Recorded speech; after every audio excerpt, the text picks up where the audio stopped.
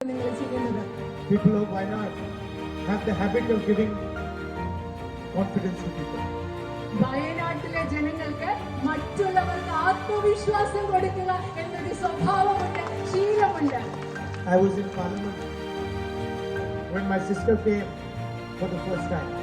ഞാൻ എന്റെ അനുജത്തി എന്റെ സഹോദരി പാർലമെന്റിലേക്ക് വന്ന ദിവസം, ആദ്യമായി വന്ന സമയം ഞാൻ പാർലമെന്റിലുണ്ടായിരുന്നു. And she is your new member of Parliament. എന്റെ സഹോദരി എന്ന് പറയുന്നത് നിങ്ങളുടെ ഇന്ത്യൻ പാർലമെന്റിലെ പുതിയ ജനപ്രതിനിധിയാണ്.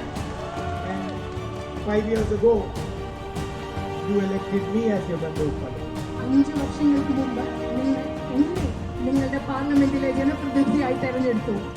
And I was thinking, while my sister was taking her oath, that how has she arrived at the point where she's taking her oath?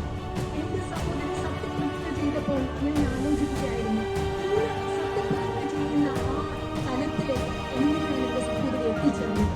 5 years ago, I also stood and took my oath. 5 വർഷങ്ങൾക്ക് മുമ്പ് ഞാനും അവിടെ നിന്ന് എന്റെ സത്യപ്രതിജ്ഞ ചെയ്തു. Of course, it was an older Parliament building, a nicer Parliament building. അന്നത്തെ എന്ന് പറയുന്നത് പഴയ പാർലമെന്റ് കെട്ടിടമായിരുന്നു, കുറച്ചുകൂടെ നല്ല parliament കെട്ടിടമായിരുന്നു അന്നത്തേത്. But we both took our oath and said the same thing. പക്ഷെ ഞങ്ങൾ രണ്ടുപേരും ഞങ്ങളുടെ സത്യപ്രതിജ്ഞ ചെയ്തു. ഒരേ കാര്യമാണ് ഞങ്ങൾ രണ്ടുപേരും സത്യപ്രതിജ്ഞ ചെയ്തപ്പോൾ പറഞ്ഞത്.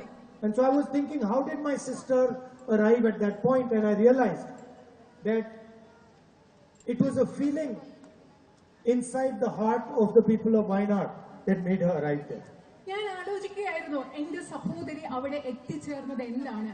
അപ്പൊ ഞാൻ ചിന്തിക്കുകയായിരുന്നു, എനിക്ക് മനസ്സിലായി വയനാട്ടിലെ ജനങ്ങളുടെ ഹൃദയത്തിലുള്ള ഒരു തോന്നലാണ്, വികാരമാണ് എന്റെ സഹോദരി അവിടെ എത്തിച്ചതെന്ന്.